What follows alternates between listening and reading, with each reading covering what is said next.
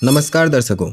बांधवगढ़ किला और जंगल इतिहास और प्रकृति के बीच स्थायी संबंधों का एक प्रमाण है।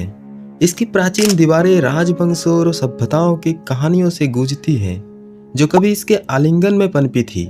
जब हम इस वास्तुशिल्प चमत्कार का पता लगाते हैं, तो हमें अपनी सांस्कृतिक विरासत और इसके आसपास के नाजुक परिस्थितिकी तंत्र को संरक्षित करने के महत्व की याद आती है। बांधवगढ़ किला साहसी, इतिहास के प्रति उत्साही और प्रकृति प्रेमियों को समान रूप से आकर्षित करता है। उन्हें अतीत के रहस्यों को जानने और वर्तमान की सुंदरता पर अचंभित होने के लिए आमंत्रित करता है।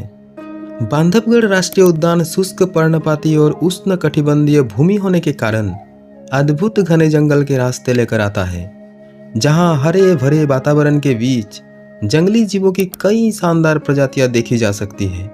दिलचस्प बात यह है कि इस क्षेत्र में स्तनधारियों की 22 से अधिक प्रजातियां और पक्षियों के 250 प्रजातियां हैं।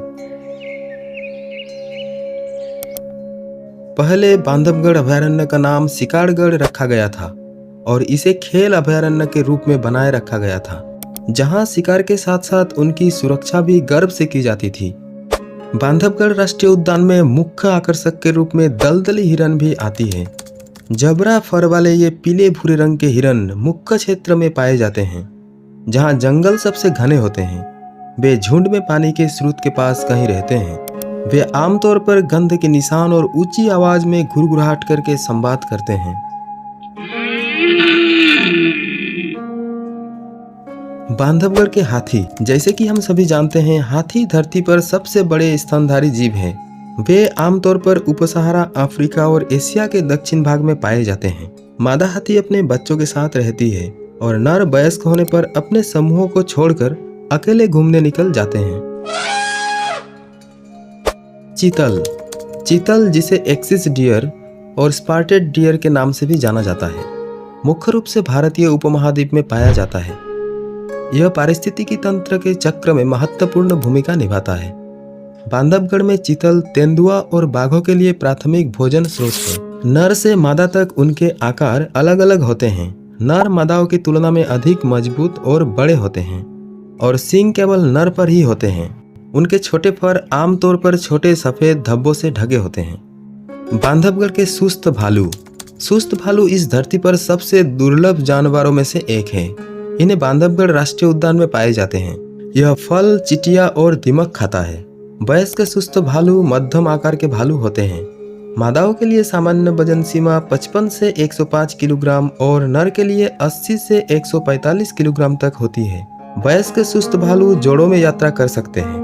नर को अक्सर शावकों के साथ कोमल होते हुए देखा गया है। वे भोजन के लिए लड़ सकते हैं। वे धीमी लड़खड़ाती गति में चलते हैं। वे दौड़ने वाले मनुष्य की तुलना में तेज दौड़ने में सक्षम हैं। वे अपने अस्तित्व के लिए वनस्पति पर निर्भर होते हैं।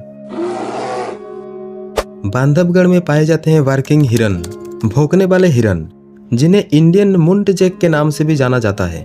किसी भी अन्य हिरन प्रजाति की तुलना में छोटे होते हैं। वे जल निकायों के पास बसना पसंद करते हैं और अच्छे तैराक होते हैं। अन्य हिरनों की तरह नर मादाओं की तुलना में बड़े होते हैं। वे किसी भी हस्तक्षेप से परेशान या चिंतित होने पर कुत्तों की तरह भौंकते हैं और इसीलिए इन्हें भौंकने वाले हिरन कहते हैं। जंगली कुत्ते, भारतीय जंगली कुत्ते, जिन्हें ढोल के नाम से भी जाना जाता है, अत्यधिक सक्रिय और सामाजिक जानवर हैं। वे आमतौर पर मध्य भारतीय पहाड़ों में पाए जाते हैं। वे अन्य कुत्तों की तरह भौंकते नहीं हैं। वे सीटी बजाकर संवाद करते हैं।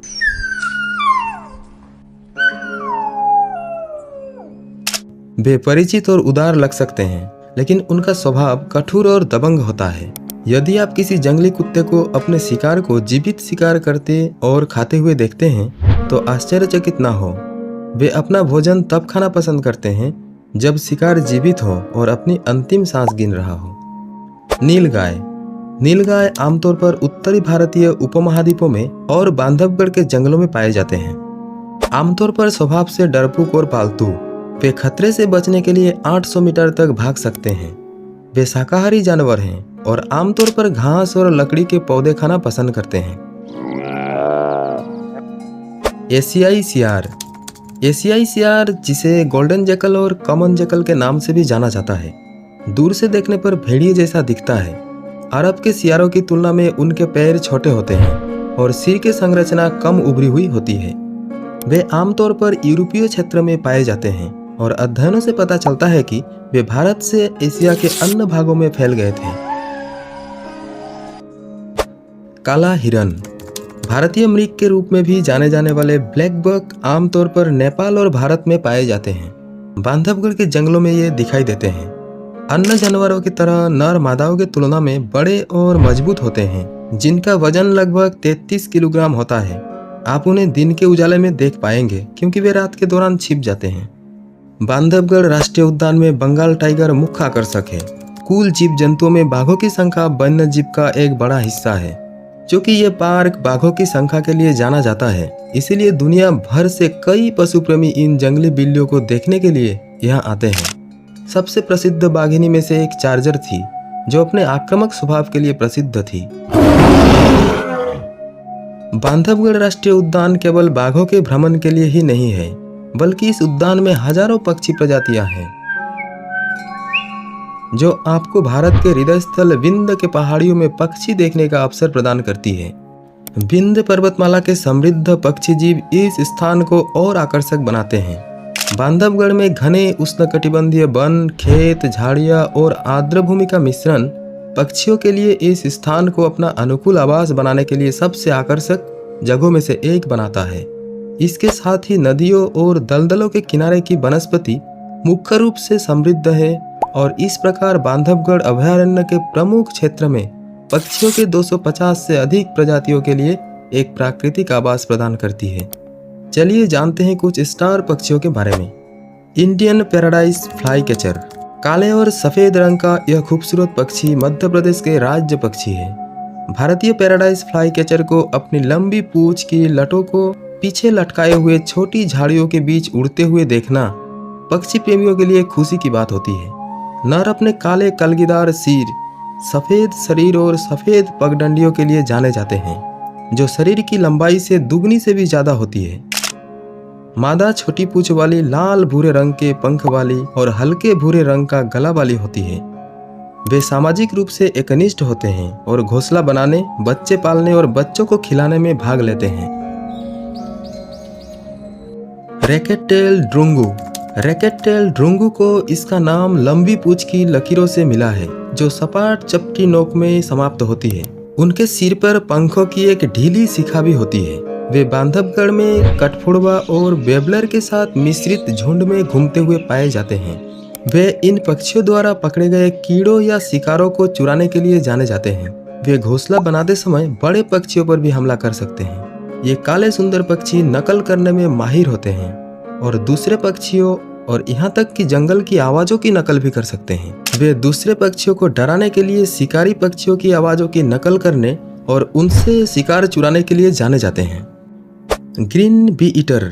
ग्रीन बी ईटर बांधवगढ़ के जंगलों में व्यापक रूप से पाए जाते हैं। इन्हें जंगलों के रास्तों, घास के मैदानों और खेतों जैसे खुले इलाकों में बैठे देखा जा सकता है। वे समतल जमीन या थोड़ी ढलान वाली रेतीली तटों पर घोंसला बनाते हैं, जहां वे घोंसले के लिए सुरंग खोदते हैं।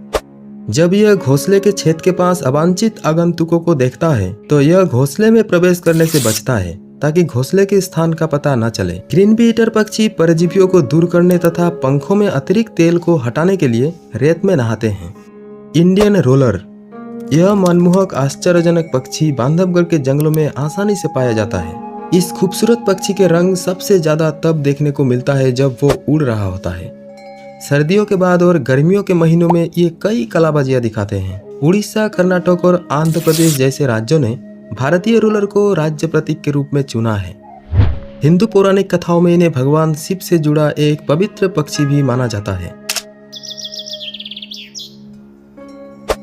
यह सिर्फ कुछ स्टार पक्षी हैं जो बांधवगढ़ के जंगलों में घोंसला बनाते हैं।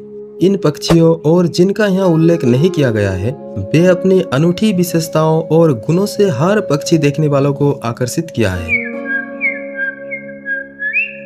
तो ये रहा ऐसे कुछ जीव जंतु और पक्षियों के बारे में जो बांधवगढ़ के जंगलों में पाए जाते हैं और जंगल के खूबसूरती को बनाए रखते हैं।